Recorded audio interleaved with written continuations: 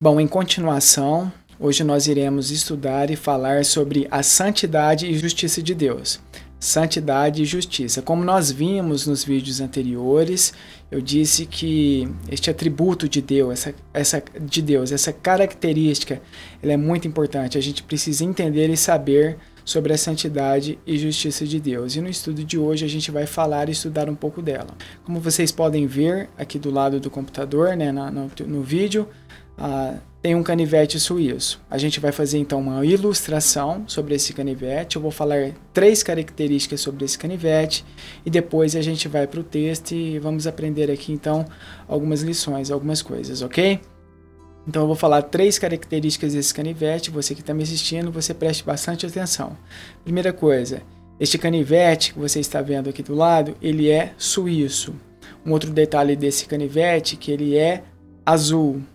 E vamos imaginar que você estivesse com ele aí na tua frente, esse canivete, eu vou falar para vocês que ele foi feito, né, de material aço inox, ok? Então, 3 características sobre o canivete. O canivete ele é suíço, ele tem a cor azul e ele é feito de material aço inox.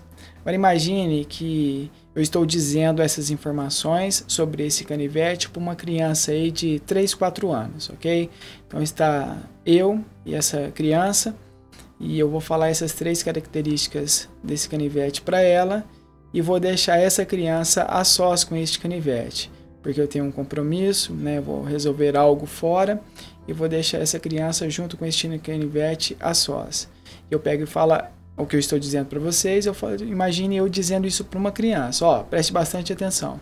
Este canivete é suíço, ele é feito de material aço inox e ele tem a cor azul. E deixo essa criança a sós com este canivete. Pergunto para vocês, será que de fato eu alertei, eu disse tudo o que eu precisava para uma criança de 3, 4 anos para ficar a sós com este canivete? Qual seria a resposta para isso? Claro que não. Mas eu pergunto para você, será que eu disse alguma mentira para essa criança em relação ao canivete? Qual seria a resposta? Também não disse nenhuma mentira. O canivete, ele realmente é suíço, ele tem a cor azul e ele também é feito de material aço inox. Eu não disse nenhuma verdade, mas o principal, o essencial não foi dito, ou seja, esse canivete, ele corta, ele machuca. Se você pega esse canivete, né, dizendo para a criança, se você pega esse canivete e sai correndo com ele, se você tropeça esse canivete e de repente pega no teu pescoço, você pode até perder a vida com um canivete desse. Então, muito cuidado, né? Então, se eu dissesse isso para uma criança, então eu estaria de fato alertando ela. Por que eu estou dizendo tudo isso aqui? É uma mera ilustração, ok? Pense aí nesse canivete. Mas lembre-se, eu disse 3 características desse canivete e se você concordar comigo, né, com certeza você vai concordar, eu não disse nenhuma mentira. Ele é azul, suíço e é feito de material aço inox, ok? Como eu disse anteriormente, é apenas uma ilustração. Por que eu disse isso? Porque agora nós vamos pegar essa ilustração, né, esse canivete aqui e vamos aplicar, né, para os nossos dias de hoje. Traga agora para os dias de hoje, os dias atuais. O que acontece nos nossos dias? Existem várias e várias igrejas, várias e várias religiões. A cada quarteirão, a gente se depara com uma igreja, né? No Brasil existem várias igrejas, várias religiões. E nessas igrejas, o que nós vemos? Nós vemos padres, né? Nós vemos pastores, nós vemos líderes religiosos utilizando o púlpito, né, na frente para poder falar e ensinar sobre a palavra de Deus. E o que nós ouvimos nessas igrejas, né, independente de qual seja, é que Deus, Jesus Cristo, ele é amor, ele é um Deus bondoso, ele é um Deus misericordioso, né, e que no final tudo vai dar certo. Grande parte dessas igrejas tem ensinado e falado sobre isto. Agora, será que eles estão dizendo de fato toda a verdade? Será que Deus ele é bondoso, misericordioso? Será que ele é de fato um Deus de amor? Qual é a resposta para isso? Claro que é.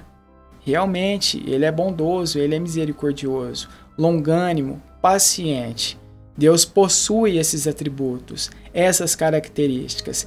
E esses líderes religiosos, como eu disse, padres, pastores, pessoas que utilizam o púlpito para poder ensinar e falar, eles estão dizendo mentiras? Qual seria a resposta para isso?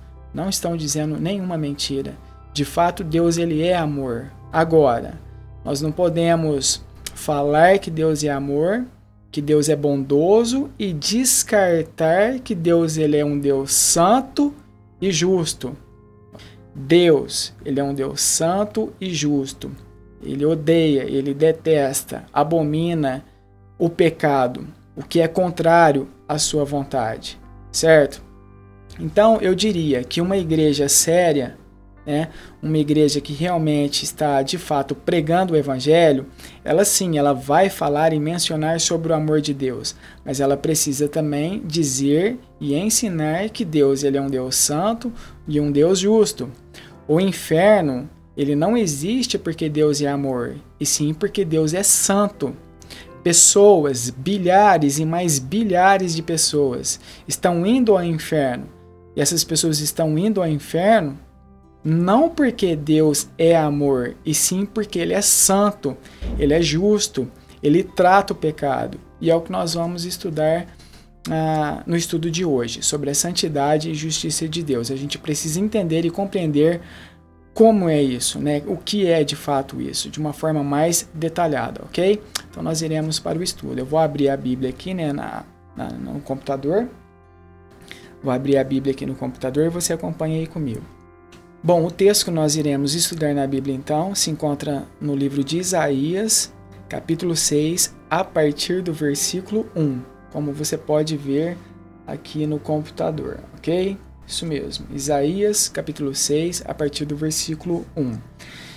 A gente vai ler até o versículo 5, então acompanhe aí comigo. No ano da morte do rei Uzias, eu vi o Senhor assentado sobre um alto e sublime trono, e as abas de suas vestes enchiam o templo. Serafins estavam por cima dele. Cada um tinha 6 asas, com 2 cobria o rosto, com 2 cobria os pés, e com 2 voava. E clamavam uns para os outros, dizendo: Santo, Santo, Santo é o Senhor dos exércitos. Toda a terra está cheia da sua glória. E as bases do limiar se moveram à voz do que clamava, e a casa se encheu de fumaça. Então disse eu: Ai de mim, estou perdido, porque sou um homem de lábios impuros, habito no meio de um povo de impuros lábios, e os meus olhos viram o Rei, o Senhor dos exércitos. Então nós lemos uma passagem que se encontra no livro de Isaías, capítulo 6, do versículo 1 até o 5. No versículo 1, este profeta chamado Isaías, olha como ele começa o versículo: no ano da morte do rei Uzias. No ano da morte do rei Uzias. Se você gastar um tempinho depois e for pesquisar na tua Bíblia, será quem que foi este homem, este rei chamado Uzias? Se você for lá em 2 Crônicas, capítulo 26, do versículo 1 até o 15, também em 2 Reis, do capítulo 15, do versículo 1 até o 4, né, você vai encontrar a passagem que fala sobre este rei Uzias.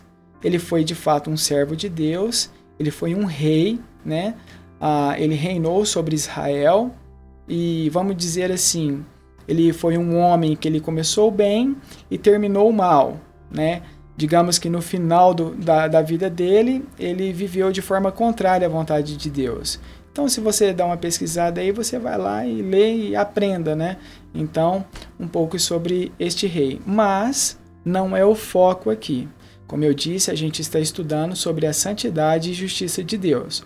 Mas por que eu mencionei? Quando você pesquisa, né, e dá uma analisada, quando ocorreu, você vai ver que a passagem que a gente acabou de ler aqui, ela ocorreu aproximadamente uns 700 anos antes do nascimento do Senhor Jesus Cristo. Então nós temos aqui uma data, estamos a 700 anos aproximadamente antes do nascimento do Senhor Jesus Cristo. Então, nesta época, né, este profeta chamado Isaías, ele teve uma visão, certo? No versículo 1 diz: Eu vi o Senhor assentado sobre um alto e sublime trono. Né? Quem é que assenta em trono? Quem é que assenta em trono? Deixa eu abrir uma passagem da Bíblia aqui que se encontra no livro de Apocalipse. Apocalipse.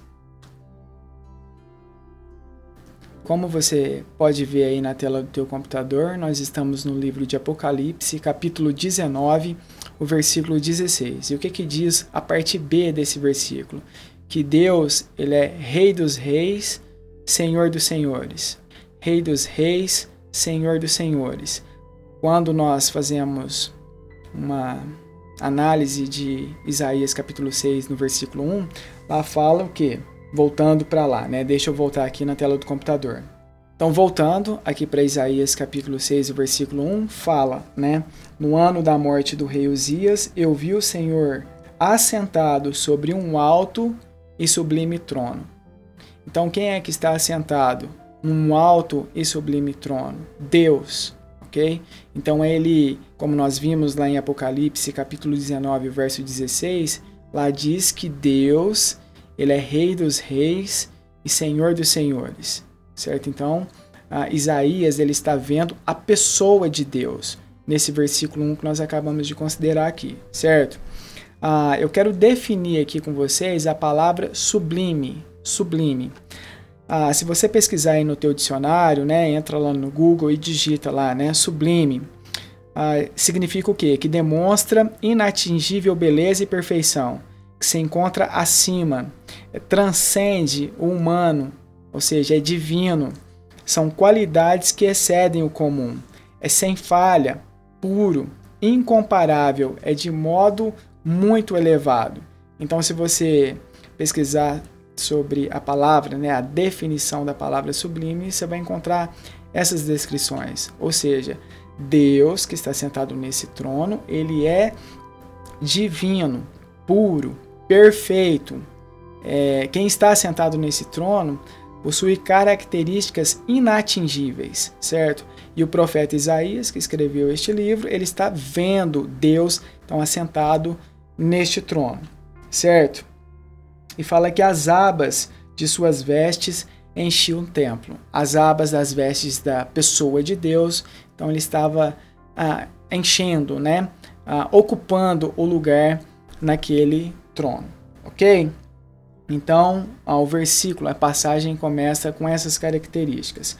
No versículo 2, a gente lê o seguinte: serafins estavam por cima dele, cada um tinha 6 asas, com 2 cobria o rosto, com 2 cobria os pés e com 2 voava. Então, nós vemos aqui características, né, destes anjos, serafins. Se você também dá uma pesquisada, você vai ver que serafins, na hierarquia dos anjos, eles estão lá no topo, né? São criaturas, né, extremamente elevadas, né, poderosas, distintas. Na hierarquia dos anjos, como eu acabei de dizer, serafins estão no topo, né, da cadeia. E se você pesquisar também, né, sobre serafins, você vai ver que são criaturas, né, espirituais, celestes, né, da primeira hierarquia e de extraordinária beleza. Serafins também significa ardendo ou queimando em chamas. Isso significa também que, se você dá uma pesquisada, você vai ver que quando a gente fala de fogo, né, ou ardendo ou queimando em chamas, nós estamos falando de pureza, né? Então esses anjos não são qualquer criatura, certo? São criaturas nobres e eles assistem à glória de Deus, estão na presença de Deus, ok? No versículo 2, então, a gente aprende e vê que esses serafins com 2 asas, né, eles possuem 6 asas, com 2 asas, eles estão cobrindo o rosto, com 2 asas cobrindo os pés e com 2 asas voando. Agora eu lhe pergunto, será por que essas criaturas, né, magníficas, né, na hierarquia dos anjos, lá no topo, né, da hierarquia, vimos que eles ardendo, né, queimando em chamas, significa pureza, né, santidade, beleza, perfeição, ausência de pecado. Então essas criaturas estão na presença de Deus, estão cobrindo o rosto. Vocês têm ideia do motivo ao qual eles estão fazendo isso? Qual é a resposta para isso? Eles estão demonstrando o quê? Respeito, reverência, né? Temor. Lembra no estudo anterior que o temor ao Senhor é o princípio da sabedoria? Estes anjos, essas criaturas celestiais estão demonstrando o quê? Respeito, reverência à pessoa de Deus. Com duas asas eles estão cobrindo o quê? Os pés, demonstrando também o quê? Respeito, reverência à pessoa de Deus. Em outras palavras, onde o Senhor está colocando os pés, essas criaturas estão dizendo, né? Que elas, né, não são dignas nem de olhar, muito menos de pisar onde o Senhor está. E com duas asas voando, né? Demonstra aqui trabalho, ministério a favor da pessoa de Deus, ok? Então essas criaturas estão ali assistindo, né? Bem próximo da pessoa de Deus. Criaturas extremamente perfeitas, magníficas, extraordinárias, assistindo e estão na presença de Deus. Agora versículo 3. No versículo 3 diz o seguinte: e clamavam uns para os outros dizendo: Santo, Santo, Santo é o Senhor dos exércitos. Toda a terra está cheia da sua glória. Então essas criaturas celestes que a gente acabou de mencionar, o que elas estão fazendo na presença de Deus? Bom, essas criaturas estão clamando uns para os outros que Deus ele é amor, amor, amor. Será que é isso que o texto diz? Qual é a resposta para isso? Não é isso que nós lemos, ok? Por que eu falei amor, amor, amor? Né? Para colocar em destaque aqui algo muito importante para que você entenda, ok? Na Bíblia, de capa a capa, de Gênesis a Apocalipse, se você procurar e tentar achar essa forma tríceps, né, mencionada 3 vezes sobre o amor de Deus, você não vai encontrar. Em momento algum você encontra na Bíblia amor, amor, amor. Bondoso, bondoso, bondoso. Misericordioso, misericordioso, misericordioso. Você não encontra esses atributos de Deus enfatizado na Bíblia, ok? Não encontra. Agora, quando nós estudamos e vamos aprender sobre a santidade de Deus, a gente encontra este atributo mencionado 3 vezes. Então, Deus ele é santo, santo, santo, de forma tríceps, né? Ou seja, quando nós queremos enfatizar uma coisa, deixa eu me dar um exemplo aqui. Por exemplo, uma mãe, né? Ela está nervosa, né, com o filho dela porque o filho está desobedecendo ela em alguma situação, ok? E aí, vamos imaginar essa criança, de repente ela quer ir para a rua sozinha, né? Ou sozinho. E essa criança não tem idade suficiente para ficar a sós na rua. E ela está teimando com a mãe. Então a mãe pega e fala assim, Maria, né? Ou se não, João, de forma nenhuma, né? Você não vai para a rua. E a resposta é não, não e não. De vez em quando nós vemos algumas mães dizendo, né? Mais de uma vez a palavra não para a criança ou para alguém. Não, não e não. Quando nós falamos isso para alguma pessoa, o que nós queremos demonstrar com isso? De forma nenhuma, né? De forma nenhuma. Ou seja, o pedido foi negado. A gente está colocando ênfase, destaque, né? E não quer que essa criança, né, ou alguém faça alguma coisa. Então a gente fala, né, mais de uma vez. Na Bíblia é a mesma coisa, não é diferente. Quando a gente encontra nessa passagem que nós acabamos de ler, que Deus ele é santo, santo, santo, o que está em destaque aqui? A santidade de Deus, ela está sendo colocada em destaque. O que nós aprendemos com isso? No céu, nesse exato momento, o que ocorre? Os anjos, né, o céu está colocando em destaque não o amor de Deus, e sim sua santidade, ok? E quando nós vemos, né, as igrejas, lembra das igrejas que nós acabamos de mencionar? Quando nós vemos líderes religiosos, pastores, padres, falando sobre o amor de Deus, que Deus é amor, que Deus é bom, a maioria das pessoas tem colocado, né, em destaque o amor de Deus e que no final tudo vai dar certo. O ser humano, né, aqui no planeta, né, no planeta Terra, o que nós temos feito, né? Colocado o amor de Deus em destaque. Mas no céu, é colocado em ênfase, em destaque o que? A santidade e justiça de Deus. Hoje a gente já vai falar da justiça de Deus. Ou seja, Deus ele é santo, santo, santo, ou seja, separado, distinto, puro, perfeito, incomparável, inatingível. Ou seja, esse atributo de Deus é colocado em destaque no céu. E aqui a gente falando, colocando em destaque o amor de Deus. Estão percebendo a diferença? Né? Algo está errado. A gente precisa aprender e entender um pouco mais sobre a santidade de Deus. O que eu estou querendo dizer com isso tudo? O que eu estou querendo passar para você que está me assistindo? Eu estou tentando colocar um ponto de equilíbrio aí. Não desfazer do amor de Deus. Graças a Deus que Ele é amor. Graças a Deus. Mas Ele não é só amor. Ele é um Deus santo, um Deus justo. E nós precisamos entender e saber desse atributo de Deus. Ok? Continuando no texto. As bases do limiar se moveram à voz do que clamava, e a casa se encheu de fumaça. Então Deus, quando Ele menciona, Ele fala, né, aquele lugar se estremece. Daí a gente aprende o quê? Que Deus ele é poderoso, Ele é grande, Ele é distinto, Ele é diferente, Ele é um Deus santo, ok? Então aquele lugar está se estremecendo à voz de Deus.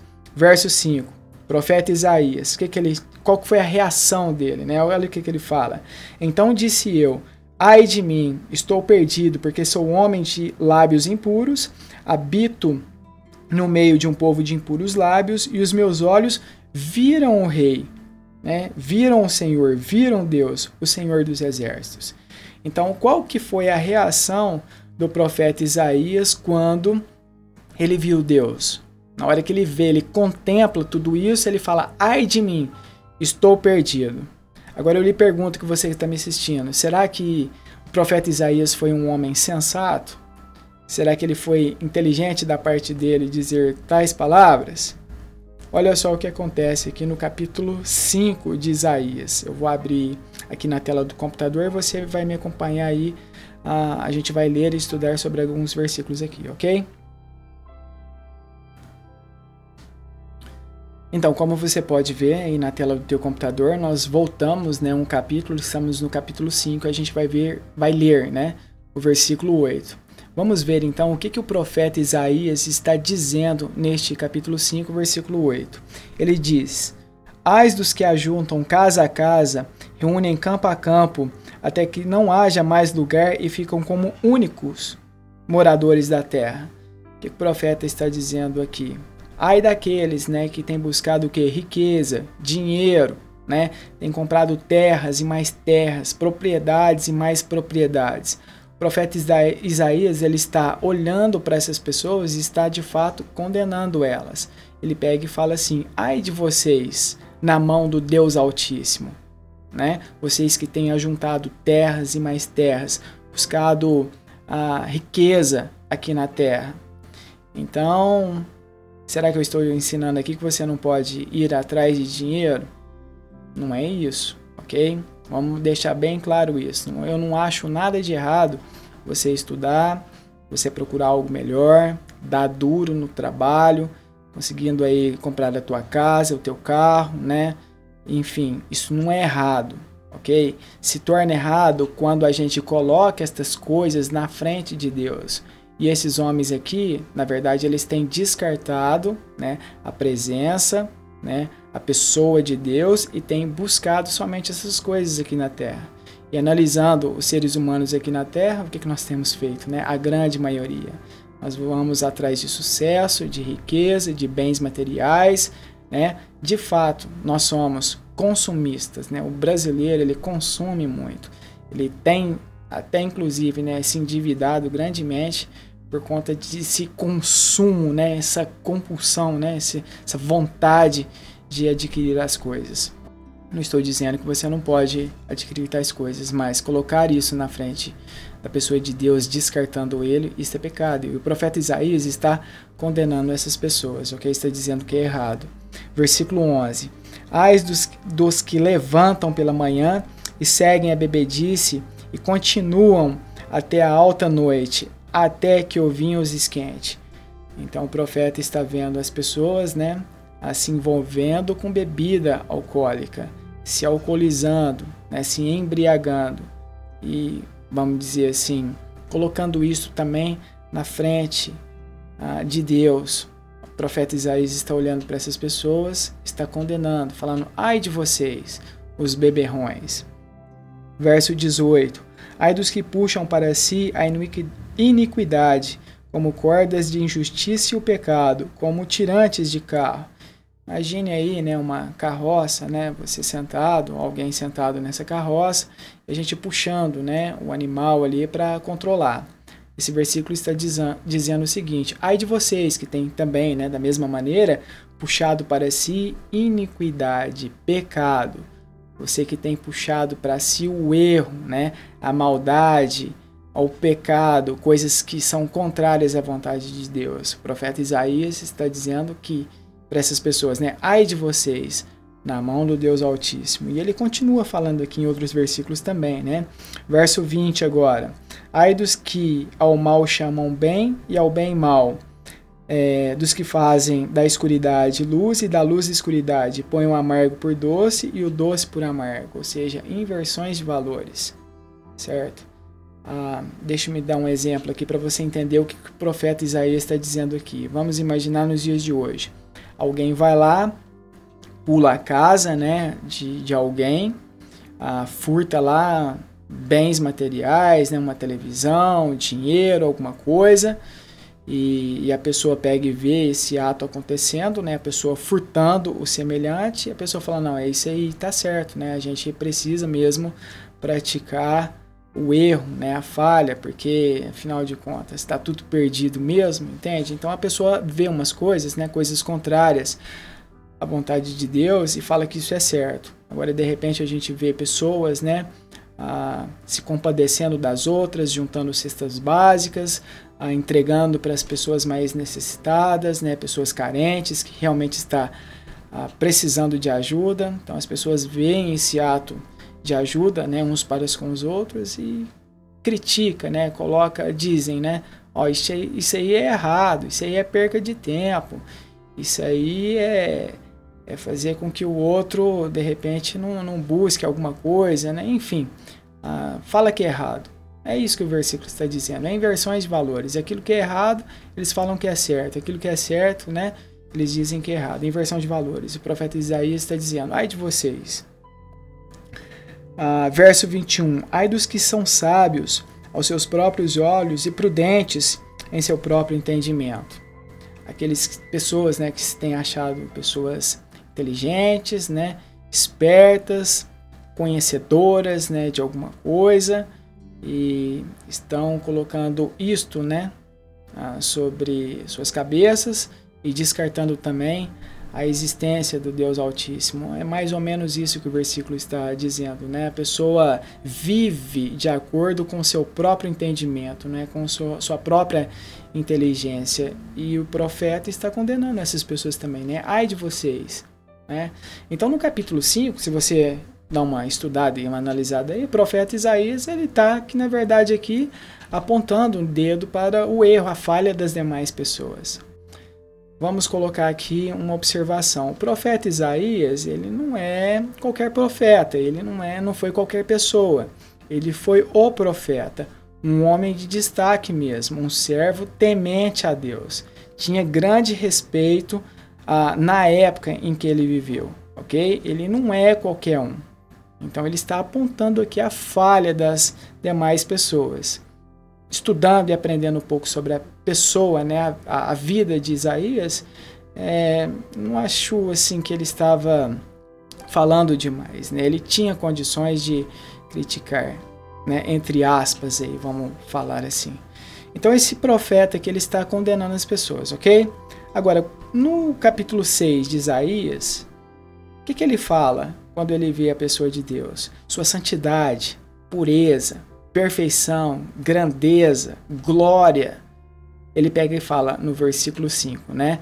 Ai de mim, eu estou perdido, porque os meus olhos viram o rei, né? O Senhor dos exércitos. Então, o que acontece aqui? O que está acontecendo? Né? Antes ele estava apontando o erro, a falha. E agora ele pega e fala, ai de mim. Por que isso aconteceu? A resposta é bem simples. Ele estava diante de um Deus santo. Santo, santo, puro, perfeito, inatingível beleza, perfeição, né? Ausência de pecado, né? Isso aqui é uma característica de Deus. Ele é um Deus santo, puro. E quando o profeta fica diante de Deus, o que ocorre? Ele vê o quê? A sua sujeira, né? O que ele fala aqui no versículo 5? Eu sou um homem de lábios impuros, e eu habito no meio de um povo de impuros lábios. Ou seja, o pecado, o erro, a sua falha ficou nítida, apareceu, entende? Ele teve uma postura de um homem sábio, ele foi inteligente, sensato ao dizer isso a Deus. Porque afinal de contas, serafins, criaturas puras, perfeitas, sem erro, sem mancha, sem falha, eles estão demonstrando o quê? Respeito, reverência à pessoa de Deus. E nós, seres humanos, precisamos também demonstrar o quê? Respeito, reverência à pessoa de Deus, porque Ele é um Deus santo, ok? Vamos falar agora um pouco sobre a justiça de Deus. Deus, Ele é um Deus justo, ok? Ele é um Deus justo. Ele criou, né, o ser humano, Ele é o criador de todas as coisas. Nós vimos quando Ele criou Adão e Eva, Ele criou eles de forma totalmente perfeita. Adão e Eva, eles foram puros, não conheciam o mal, não conheciam a maldade, não sabiam o que era erro, falha, ok? E coloca este casal no meio do Éden. E ele pega e dá uma ordem clara, direta a Adão e Eva. Fala para eles não comerem do fruto do conhecimento do bem e do mal, porque no dia que eles comerem, né, certamente eles iam morrer. A gente vai estudar isso em estudos futuros, a gente vai ver que este casal desobedeceu a Deus e se tornaram então pecadores. Deus pega e fala, ó, se vocês me desobedecerem, vocês vão experimentar o quê? Morte espiritual, morte física, né? Eles experimentaram isso também, e se não resolver o problema do pecado, a morte eterna, a separação eterna da pessoa de Deus, ok? Por que eu falo que Deus ele é justo? Além dele criar o homem de forma totalmente perfeita, né, com um propósito, e a gente vai estudar isso em estudos futuros, a gente vê que Deus ele notifica o homem, ele avisou o homem, não coma do fruto do conhecimento do bem e do mal, porque se comer, vocês vão se dar mal, vocês vão experimentar a morte. Ok? Então Deus ele notifica, ele avisa o homem. Por que eu estou falando isso? Porque nos dias de hoje, Deus também tem notificado, tem avisado o ser humano. De capa a capa, a gente vê ele avisando e alertando o homem. Então, se a gente morrer, né, e se encontrar um dia no lago de fogo, né, inferno, separação eterna da pessoa de Deus, nós não podemos dizer que Deus ele foi injusto. Por que que não? Porque nós temos a Bíblia ela avisa, notifica o homem deste lugar. Então, estou aqui te alertando, então, por meio desses vídeos. Cuidado, Deus ele é santo, justo. E pessoas estão indo ao inferno não é porque ele é amor, e sim porque ele é santo. Deu para entender? Muito bem, continuando. Se você pegar a tua Bíblia lá em Gênesis, capítulo 6, você vai ver o dilúvio ocorrendo. Né? A maldade do homem, ela aumentou demais. E a presença, né? Vamos falar assim, o clamor do pecado chegou à presença de Deus. E Deus ficou incomodado com a maldade, com a violência. Lá fala que o homem estava sujo, corrupto, violento, mau. E Deus resolve dar cabo à vida do ser humano. E a gente vê que ele poupa Noé e seus 3 filhos, e cada um com suas respectivas esposas. Então esses 8 pessoas entraram na arca juntamente com os animais, e depois disso a gente vê o dilúvio acontecendo. Deus derrama a água dos céus e mata todo ser humano, todos os animais que ficaram fora da arca. Aí eu lhe pergunto, neste momento, será que Deus estava demonstrando o seu amor ou sua justiça, sua santidade, sua ira em cima da humanidade? Com certeza aquilo ali não foi amor, e sim o quê? Castigo, ira da parte de Deus para com o ser humano. Continuando lendo a Bíblia, a gente vai ver que em Gênesis mesmo, há 2 cidades chamadas Sodoma e Gomorra. Sodoma e Gomorra. A imoralidade, A perversão sexual estava demais naquelas duas cidades. Isso também chegou à presença de Deus.